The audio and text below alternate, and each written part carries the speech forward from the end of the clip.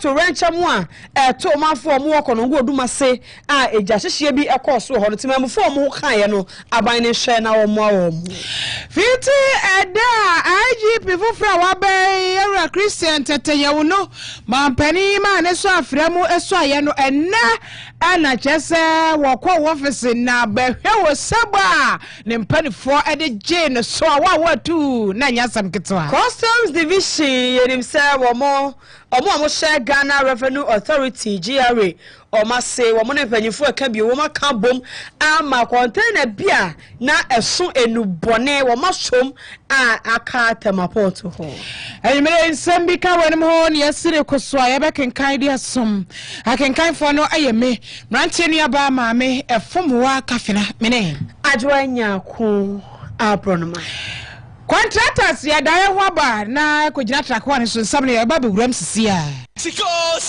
Sikka FM track one yen ye kro no 89.5 Sikka FM Sikka FM track one yen ye kro no 89.5 Sikka FM Sikka FM 89.5 yes smart Sikka FM 89.5 yes smart santimai Ghana ma ye wiase nyira ka ho fei yenwura esom no emu na emunsam sade tie no yemfa ensom na nsai adondom anwa ye dere pa nyasam keto na kanea ne kura na nke edum ba ko fwen ana nke wo mu bi adohwiri mienu miensa enan so na ebampa eya na enya bufu kase enu ahidie na so enya hi kase se ebeye pre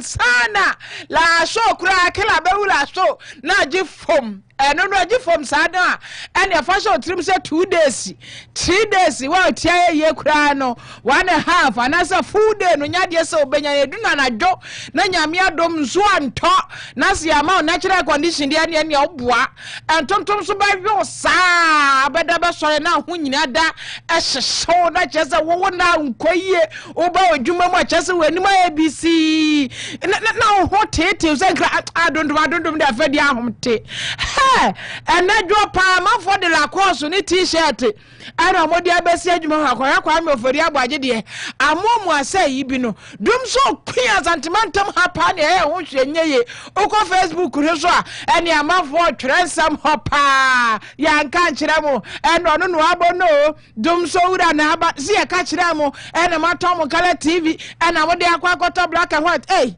Ghana for pacha man for pacha na enso nyoma wa mo homete sumi yase wa shiwimu anu mobra asami chese yaka amedru waswafo a wohwa yenyere mahode ho sam eso wonabo John Jinapo na sum amu abanan ya chese waba santema hin kro kumase a woni mpanifo hudu e ka bi ewom de brofofra ne stakeholders no key stakeholders ne ba be hia na ma tototo ne ma se de be ya ya pesa adondom no puma sibrani enso ho atoya kakra na na anu aban wako e ka so de ka power bi ni ade de aba he ankosi hwe ono bu John Jinapo se bu homi na ni nyina so nya ya anya yanko a enye se bia jam na didum so no aba na ban no akoye no se na wo motra pro pacha ana no mo so aban no chese nyina wa hode so ere so wo motete ne pansam no kura akodwo to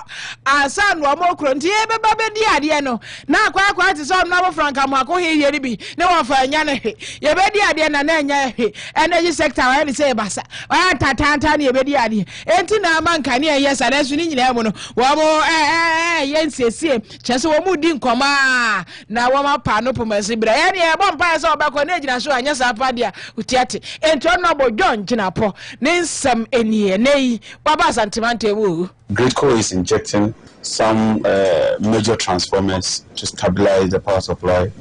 ECG is also doing some major works, and I would expect that the power supply situation in Kumasi and its environments and Ashanti region in general should see significant improvement. But as sector minister, I thought it was only proper that I come here myself to inspect for myself and to see for myself the extent of work, what is being done, and what we can do to improve the situation in the Ashanti region. And so let me assure the people of Ashanti region that yes, we inherited a very weak power system. we inherited a power system that was shedding about 750 megawatts as of December, but we are determined to stabilize the power situation. And the assurance, let me give you assurance. Minister, no mama assurance. Assurance you. And what dear my papa 7 megawatt one wire brofo. Ye no dear ye petty. Tabro for now can cry and take ye name the 7 megawatt. Debbie, the animal is and canyon is so was say. A human frase aircoso. And says in a frase aircoso more panopumasi, but as I said, I did and so no gazan in Nanico Wisia. The Retias and Tamu, Baba Herbie, and one is what Baba Assurance, my ye, bomb pass over free about no see poyo. Crocus bobo and ye here say weak power and I'm inheriting you and I will be a hot de papa ye I don't think you're palm or mono and I'm on my bank man yes what boy woman may Yada so won kania no enyina so asante mantam no enenam so ama enede asante mantam so for Dr. Frank amwako hene enso edi sembi ababatu dwa na ne sem wo kanyina da ne sese de kania no sese enyina so mantam mu a edum na so na edum no aso esa krofo niema no eyade ha dwen na wono kro ya asante mantam so for ne se de wono osi anadu 2 bebu 1 am echese wako ye dwuma de mu no brɛ no abobeda no ene etimamufo we fa ne fo no afre onabu we do koi kania no de ye de enyo o se akoso ama ze se de wono amu ne kra no o tete ene nam so empo ema wo so afo hye nyina mahode won sam so ye regina po ene de wono so ebo anan ebepie asante mantamu na ye te se de asante mantamu so afo Dr. Frank amwako he ankasa kana manhuru no ekire ye. Communication is part of the work. So if there is a challenge, let us know so that we can help you to be able to resolve it. Formally, they've not been complaining about any problems. And I'm thankful that you are letting us know that even as far back as December, they were shedding over 750 megawatts of power. I think that if this is known to the public and they are aware of the steps we are taking to resolving same, there will be understanding so far as the issues are concerned so that they will know what is ahead of us and how we are working to make sure we resolve same. Yesterday was epic because it was almost all over the districts and municipalities. So I had a lot of complaints from most of the communities. In some instances, it goes off a minute and after 5 minutes or 3 minutes, it comes back on. And that aspect actually damages a lot of the electrical appliances. Asante mantamu so for Dr. Frank amwako hene ene attending kan was say de bia ya se dum so de Ghana de if you tentene de na aba be sin de entimi twamu da na se pa se no ade no esi ene de na no de ene preso chese omo de kane ni de go se kwabra ni bi na ko jiara hu wa hyeda o ebisi e sabotage chese obi e ka de de ene wo se bibi wo ho apanyifo mo ye hu enu ti enam so bo so afo no mpo ba ne ya obekire mo abehye ye bo assurance de ama ye se ye nhwe ni musa asante mantam ye kane ho nsem ebe ye ye Dr. Frank amako hene muso fefe na najoai muso fefe o se say na I saw for na mo freda na say Iva na menye so bia kotufo na ge tafo for yem frɛ wo na bo tafo for yem frɛ wo bia fa ya ma na duru ana do ba frɛ bi o honorable ya bo say minister abe obekɔ nes an yes cafe na tafo no mo zo go for afɛ ya ba frɛ wo tafo mo zo go for yem frɛ wo bi o na ho yira we ene ye de frɛ wo de na adworo kra wo de bi o ye ho kire kire tafo mo zo go from chamwate ye mfrɛ wo na bokura bi na ho titi ne ye ho kire kire eno ade ne nyu pe fanso mi nim da chi bi no ma be kire ma esu mu na bi ane adum life de ya esu mu na wo TV ana tekɔ light ana adum ye nko network kura tumi teku kura mu esu mu na ro na network kura te akɔ kurom ha ya huna mani o minister ne wa ba assurance ye de here anya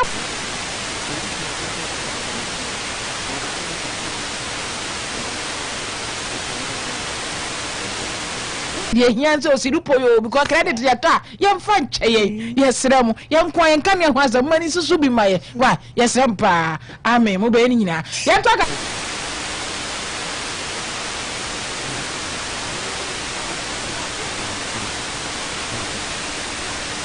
mra hebe dwam ho no manim ho ayi aswafo ni mra hebe dwafo wa mo KASE asisi wa za ne hama na kita no sebo na sran eno papa hwehwe boko de ne hoye na hwani wafiri hi hwan banie wa ma haba ye den ya wo sese ne ma na mra hebe dwam ha no chese security for ebini ha na kware ye den wo fa hi ba ne sei eno ba bedru ha wo papa ne mai ene wo pai bi ansa ne ya che no ya chi ni wie ya se wo hya nkomo se wo kani so ade hu na ache o se sabe wo boda mo se ne safo na ayi o se de ye untumi hunu ena forgive them Father forgive us he de o chire wo mudi se hunu ne sa ne ye twa wo mo so ma boda maso ma bodam kra mo fom kwa de ne kwasa kosi se go to so yeri ba bia kwa kosi na nei na parliamentary service board no ene ya fom ya wi ya po mo hontoma ena speaker right honorable Abbas mana Kensho Gbabi aka Togwe Tujujagu eno okasa eno chese yanom ye bambo wo fie ha no enye kra o emu ye bambo ni munyire kra na ye ba fie ha ba be di dwuma ye KASE sisi abontia wo bi huru bi ayem ni ba bi atumi wura ha no papa ne ma besese ne ma ansa ne be chi no no ya akro ndo ba ye no aye awie enti mra sha ba dwam don kase ba no de ni wo no ba mahama yerega mo keka ne mansie ni enye hyehe papa se ba ya na sha ba dwam ha no ye bambo betumi agina na so be gina brane ama ye ofie no mu ne ye adwuma ye koma atumi atoyeyem ne ani anye ye chi na hu bi ma me share so yenti se de speaker right honorable Abbas mana Kensho Gbabi what is some no atudwai. There remain certain challenges that need to be addressed. One of these challenges is to secure the parliamentary enclave to ensure that safety and security of members and staff. It's been a very worrying matter for Parliament for some time now. We are actually very insecure here. We are not safe, and sometimes people can jump in and attack members and staff. And anytime there's an attempt to apprehend them, they escape over the wall and you can't get them because the forest is just close by. This is vital in achieving uninterrupted and effective functioning of Parliament. I believe the 9 board will work assiduously to make this a reality, and we will definitely call on the serious focus of the majority leader and leader of the House to follow up on this matter. Me ashebe dwamo chiamehine right honorable Abbas mana Kensho Gbabi. That's why ashebe dwafie ho na ranking member our Defense and Interior Committee of Parliament Reverend John Intim Fadwo one also so ena catcha ban no se won hye na ne won pa chitan ne mo bi emfama adehia wo mo ewo kono ngo oduma se ewa asante achem central bato empasia so yenye ni mato renche mo aja hyehia na anu ye koso ewo honam so amatemamfo bi epepra yewra Intim Fadwo say ene enche na apiate wo mo susu kra ne hwehwe ja hyehye ekoso ewo ho aban no ekomoa ekohye ye eboa ye ene se de oyama adamfo no damfo fro de aba yama ne saat wo ka tra aban se be aban no enhye na wo mo ho akere wo mo ewo ja hyehye no ekoso ewo konongo oduma se no aban ne hye na wo mpamoa bi emfa emboa wo mo se de be ya wo mo san so betumi eso wo mo kan ya brabomu na wo mo so enya bibi ede Reverend John Intim Fadwo. Very important matter was brought to the fore on the floor of Parliament in a statement made by the Member of Parliament for Asante Central, the respected Honorable Anyedu Entry, and he narrated the sad explosion that occurred in Odumasi in Asante Central that occurred on 5th of March this year, which claimed 5 lives and rendered about 30 to 50 who sustained various degrees of injuries receiving treatment, rendered many homeless, many stores were razed down and properties were destroyed. This is really tragic, and indeed is a sad day for Odumasi and a sad day for Ghana. We have had similar, the closest similar incident that occurred to this scale was one that occurred in Apiate in 2022, which saw an explosion that razed down an entire community. We saw how the government demonstrated sympathy and led many philanthropic efforts in going to the aid of the good people of Apiate. The state, led by the Ministry for Lands and Natural Resources and together with other philanthropies, went to mobilizing resources, saw the reconstruction of the entire community, restore the people to their livelihoods, and ensure that life was restored. And so, in similar to this, we want to see a similar sympathy demonstrated. We want to see similar leadership and support demonstrated by this current government. We have seen the worthy examples expressed in the budget 2025, as was read few days ago. The minister allocated 242 million cedis to support the victims of the Akosomo Dam spillage in the Volta region. We also saw a further allocation of some 200 million cedis to support victims of the tidal waves that occurred in Ketu South. These are worthy support and that have found expression in the budget, and we all support that. So consistent with that support, the people of Odumasi are equally deserving of this support. Odumasi in Asante Achem Central constituency also deserve same support. Reverend John in Tim for Joe Corma Shebja Fia Kwa or Musha Bambo, ye fear Diania Bonten so dear one a ranking member. I was only a taste one so they sem kakra echo ama abaino. Yantraka said so and Amira Bambo some emum and Chebiana Krata every abamo by ya. Now one noble fellows quite for Suya or Tunkra if Rabank Simuma and in such as ye as my woman Yanis say IGP Sabra no so Dr. George Kufu Dampare Mampari John Dramani Mahama sa onko fie wapamno wa ile di onko ngotena fie na onko di ne yire aduane na fe wamakwan na sa abra na bedi akire COP Christian teteyonu wono emra medina diade chi ya pe grama peri John Dramani Mahama ama COP teteyonu Christian woso afremu esu ayase wono eneye Ghana Post sahene na ene ahobobo ni nyina atom ene ana COP Christian teteyonu IGP wakwa office hey any job be what? Welcome ceremony be what? Now then I body didn't crowd police headquarters win your video be share. Mumni papa was a boy as I go for damn pareko ha Wamubo sema nyansam katwa ya penny mini ya naba ya womani je papa nana Wako a juma mo bredi kanya wako sa IGP ni behe awa tum wabatna se said o musije na baba bani yo chese a positive front to man kwa wama front to man kwa jumentia me say ankwa modern to mabas na kwa mo mana anante so wa fatampa once say Jesus na kwa mu na wo himra nkanso kombe himama no ne papa Easter Sunday ne kura no kombe himra nkanso chese so no musije no so pass IGP foforo no nyasam keta o de enkotie bi mra me kwa me ka kura nya de wa tie bi wo asum na ko ha de eziye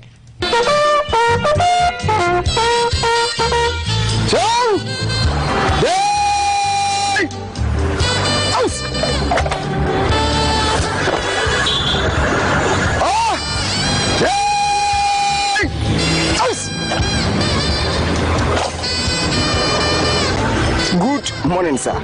Paras Guard Parade formed up, made up of 9 men, all drawn from the Ghana National Police Headquarters, ready for inspection. Number 55132, General Lance Corporal William Ano Ochre reporting. May I have permission to fall in, sir? Yes, sir. Stand to post, stand fast. Remand this to the gas room. Yes. Yes. You get it. And I'm a some of you. Who's a couple? If you want today, your hand is sir. Young, no be AK. No, sir. No be hunting knife. No, sir. Fat, some toswa. Oh, read them. I don't know when you have some kitchen. And to when you welcome ceremony. Yani Yadema IGP Christian Tete, you know. No. I need you 5 chess. I'm cutting a canning in a man from by Yama de papa. Now for phone to him to go with the venture me. And to where the mamma bachelor, Moama Suma, welcome ceremony and it and police headquarters. Now, IGP Christian Tete, you know, Aquaba say they were bass IGP. And now they're not a crown. What we are here and as some punk. Hey, sorry. Sabu to no munyina yeboma ote sound crow na me ka some ponko na yo ponko ho na nipa ma o say yo muta tran ponko so ye bi we nipa de ye ponko na ye ponko na akwa na 55 han na the service number na na we no boni din ama ye adwuma ama toa adwuma pa ja dampare dampare be ye adwuma pa o be ye adwuma pa dampare be ye ko na no frefre mu nti ana nya asema na wa frem keke de bi nyano ana dampare be ye adwuma oyi to so this for the IGP a mo ba bon krom pa e psd be bo why dampare sa e dia ya no be ye sa dampare aboy e be ko no ye bi asanto ma no afre mu ba ba chia mu na na so mu ni yensu se de bo mu ni yensu that aspect of IGP ni who be da ti e ho ko tema papa na ya ade ba inside for the same as I was autocratic what you dey ni kankabi no kankabi we over strict her ojuma yen so nipa what you say tenua na ntina na onye wa ya no ko di dey ko yo sa ya no for yi o mo firi kon so ye se je ko gangi se ya ba o mo market go wo mo ji driver dey say kura dey jai ana driver so mo se ngura mo so mo se gofo to mo yo am to mo to money still kwa ho o mo tutum no mo kwa press for the do anyo mo je chiro sa ka ni choba no so mo free yo mo be so o mo ya chi na mo ye o mo ya chi mo India fo o mo bon ho bai well then no mo ye dey ayati okay Sikka 89.5 nyume no si akase ebo no ene eguso aye be edema waji trebi so abre social media no so Sikka FM 895 live 895 official so YouTube and a live and also so yeah Facebook okwa like an wa share now wa comment bin so how that to de amaye mayenko anymore Customs Division or Moshe Ghana Revenue Authority I say wa monso and a day I to just set Wamani panyefo aka bi ewo mo makachia ka bom ama ye ka so idie wo mo do abonsa ato container bia ebewura mu awotama so na container yi chese enu ahudu a na egumu afshinati efo mekasa mekeka am ahwe a enubra enu ahudu na egu container simu a enkomo de befamu afatama porto de akwa akopiemu ewo omafoforo eso na edu tamapo mo de ko Niger na ye final destination ho na komo de sa enu ahudo yi ko nenue raho tepentadol 250 milligram enu kwa makoma 26 cartons tafrado tese ade for her make us meka adwa just enu necessary so timakin di nyina wom lo pyramid chese enu we nyina kwa mo de be fata maport ahoni je o ena ne customs was hene he tere ne omo do sa to so aye ka say de enu no omo kire se ebeye se 20 million Ghana cedis na kire se mra makwanya ko mo de fam de akopiemu ewo nije na osofo shempo mo de ho senso eja kwabena minta akando owi no ne se twofo shi akakra bi opota maport ho no de de asie ne yentie se do no abetima bobo no ni din amiatie bia. We have the full support of His Excellency the President. Number one, per our rules and regulations, per our laws, there are only 2 areas, designated areas, for the import and export of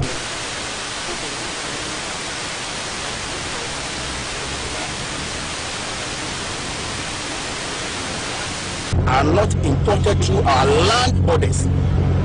And therefore, I encourage all the stakeholders, all our security agencies, to confiscate any drugs, even if it is paracetamol, and it's going through our land borders.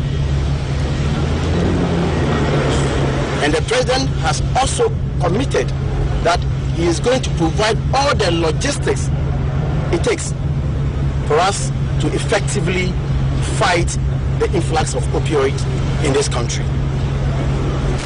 So the law is clear.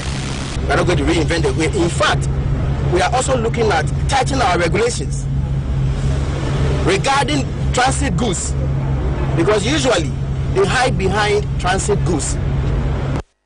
Jabo so much share Bejani Warukoya Suna yo swafo a washempo mide ho sam so onwanya fo kwamna minta akando entertaining K. Don't ready to know babo. Membo okay mate meba. Bobo. Bobo. Uni apio bia wo. Obudia bobo. Okay, we dey by popular demand o. Me bom dia. Ohian nkruma na. Nkruma de ahwa na. Ana nkruma de ni mu ni na mu awo. Wo de ma menka. Bobo, wo de bobo na atamfo ni ngo. Edro nu a wo mu season ye. Enu ahodo season was my port na no. E de di kan ya Charles Choro ma me ye producer. E de ma me a me be kente for mu tie ni ye. Number 1. Rahul Tapentador. Tapentai. Ana. Me de TAPEN. Ba se ni nyina so do. Say dro Tapentador. We Rahul Tapentador. Enu kwa 26 carton. 250 milligram dia no. Rahul den ka ho mu. We no dey akata frisky and ata bom. Tafredo Tapentador. Ni nyina do. We do. Enu so 120 milligram no. E makoma 160 cartons. Ena we no Timakin Tapentador. Ajo ejiri se de kwame tro na cancer foforo. Ebre no ka me spell amamu. Timakin Tapentador. And so 120 milligram. And also 40 cartons. Ena we ni Lopra. Now when we come the counter round we would take revenge around we or one month.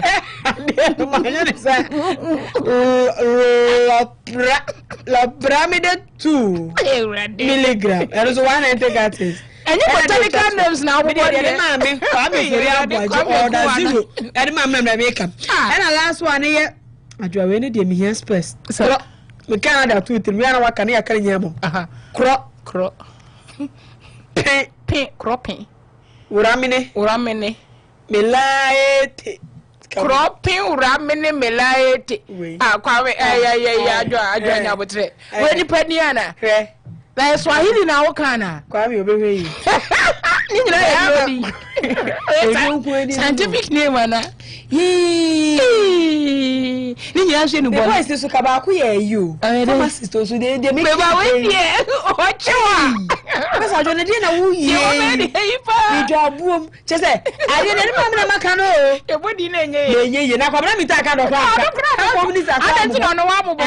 Oh boy be ya go boy. Wo ko fa kro penera me maleyete.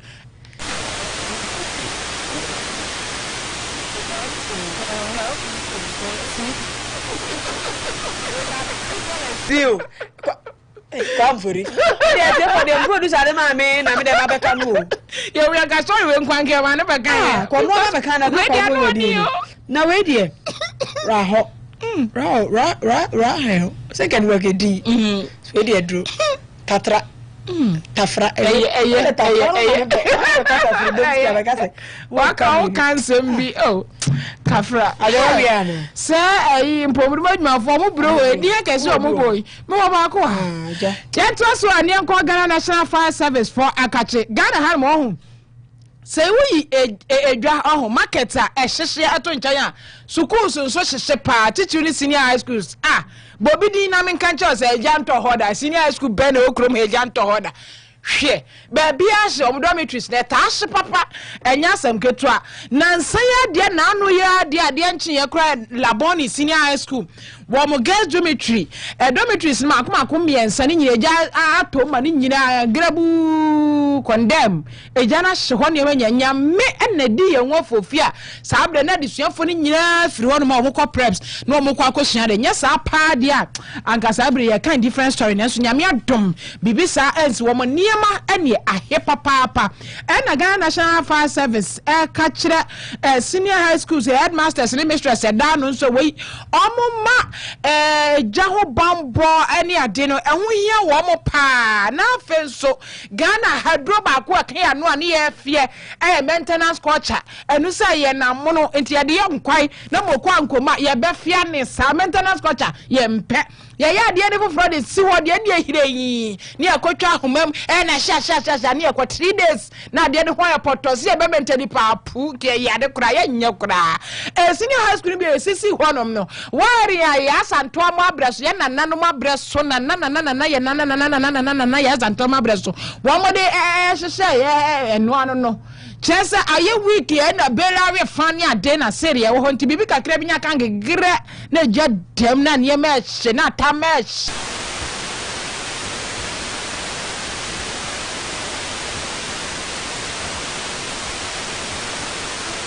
akra na mbasa eye na mo de papa nso e de aye anya saa dako ahwe yi ne akokuta ne hwehwe wo man mu yenso ye mpene saa enti no wo ka kire headmistress ne masters e de senior high schools ano say ya omfo mani eni akire baby ase de extinguisher ase baby ase de smoke detector ne ade nyina ahya omfra fire for no no ma education so wo ho no menchacha nkwada no ne ade se de be ya saa gya hyehye ne ade yi eye bebrebe na se kura e wo senior high schools ahodo no emom na pani a wone Central for Kasaya Assistant Divisional Officer 1 ADO1 Alex Kingsley Norte wono na ene Central for Kasaya ntie sede wori ncheche ne maye. Realize that a lot of these government institutions have been built for decades now, and these schools have not been subjected to any kind of routine electrical installation. Built. Electrical appliances were not a thing then. Some of these schools were probably using box irons, which were used, which they would use coals. But with the revolution and development, people will resort to irons. We would say electrical faults, accounts for some of these issues, because a lot of these schools are not subject to electrical inspection. Also, you realize that these schools do not really practice a lot of fire safety measures. You hardly find fire extinguishers or smoke detectors being fitted in most of these schools. It's important that schools also take early fire detection systems very important, so that together be able to ensure that fires are nipped in the bud. When students are sick, they should make sure that the students are not kept in the dormitories at the back of the burning the secondary school fire in Tamale, where the school girl got bent because she was not feeling well and was sleeping in the dormitory. So I believe that these schools again should try and have multiple exit points. With Laboni, for instance, the fortunate thing was that the students were at prep, so there was no lives lost. But then if you have multiple entry and exits during emergencies, if one entry is curtailed, another entry is made available. Aha, anyway, fire officer ADO1 Alex King Naughty Eda Ochese Shere Bagudi Twato na work and say is dormitories na danwa yema emergency exit point baby ase atoyenchem bi se be fa adwane no aha ya omoma eno so school vogole me say adwa omumfa muko edio adena ede to se money ba yenwane na 20 baby ase ya chete kona yi kakro mo ko yi MSC Africa to 20 ego ayako national organizer de ma NDC amanyoko no yera Joseph Yamin yenko na kache na wono so na kache amanyoko no grassroots nyina da se obi aka na koma nto no yam yehu atete bi se di amanyoko ni ma baabi e wo ho anu ma sori agina ene aban no ye campaign ma wo ya bo atonwa ene wabade amayadwuma na tire se wo mo na mo a wo mo epadwuma yera Yamin se safo nyina ko makoma nto mo yam aban no gusu ye shepa amanyoko ni manyina wo bia benya baabi a sha wo no so e benya adwuma pa ye ama no so enya bibi ede amanensa akona no waso obi aka na koma nto ne yam na wo mo ntwen CEOs no panyimfo eyi wo mu wie na ne wo mu frase ye adwuma ho no ansa na wo mo de amanyoko ne ma no ba hyehye baabi kakra na obi adwuma sanu bia ono so enya bi aye. Reverend Dr. Joseph Yamin. We are telling you that no executive will go hungry under this government. The government, no executive will go hungry. But when everything is settled, today nobody can give you job because the CEOs do not have power. They are all acting unless their boards come to confirm them. That's where they can start recruitment. Those of you that have qualification to work in agencies, when they start employing, some of us at your national headquarters come to us to get you to be employed. Your children need employment. When they start employing, come to us, we get them employed. Your children need scholarship to go to school and further their education and become somebody in future. When they start giving scholarship, come to us, we will get you because you deserve it. You have done it. But it is too early for us to be saying that there's a message we have to reach. Ready, do I change my dear no or be planning sakwa? Now, so Adrian, where the air, who may be answer. Yes, our qualification or canhonica home. Yes, our kusuku or crack let's say ampa. Why we are so cool. Unya Juma. Sana dioma brought baby the Bashama won't sweat to me a Juma. And then a scholarship. Now I kusukui. Why you don't shot. There's also as a ceremony at all. So I buy no bar. We had this avenue your corner bank dear. What I have scholarship. I'm a won't so what was kuso. I'm a BBA. Aye, come. We did in care one on a national organizer. At the NDC. I'm in the corner, Reverend. Yenjira no contribution no chop. KASE3 na nwumere yamfi ansem ni nyina ensia. Emo na asia de me atie for de masapapa na yada ya reporters ase any newsroom adwumefo nyina kwame fori aboaje ewo ya some for your falas na koje abo wona kase osonso de MIC wa oda Bullet Fashion Center no DJ Bullet woni chinchin from no de MIC social media de Kelvin AK na nanipa wono na de ko Facebook YouTube X na fe TikTok be bia hu ye bia ye Kelvin sanu adwuma eno no enwumere akenkan fo a ye je bre beje contract boy ye booking kan kase de ma mo eye me rantie nua ba ma me efom wa